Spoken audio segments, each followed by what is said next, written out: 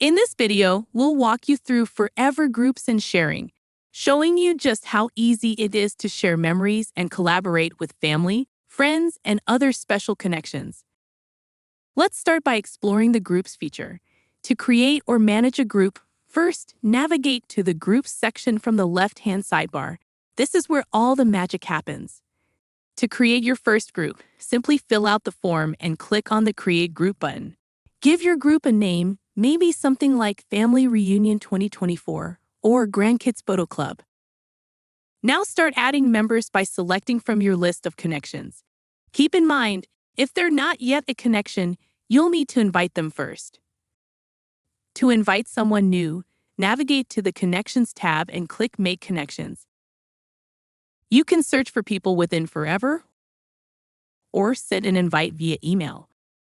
Once they accept and become a connection, you can add them to your group. Return to the group, click the Members button on the group card, and choose the new connection from the list. Click Save. Your group is now ready for sharing memories.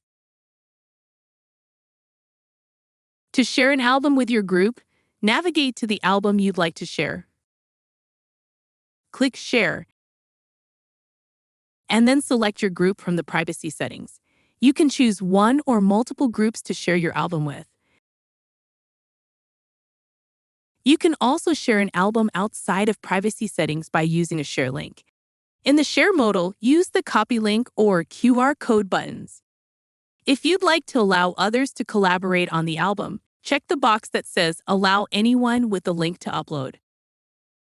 Group members can access shared content by visiting the profile of the person who shared it.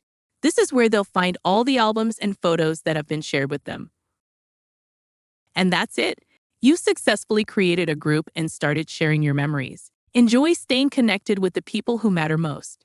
For more tips and tricks, explore our Help Center or check out our tutorial videos.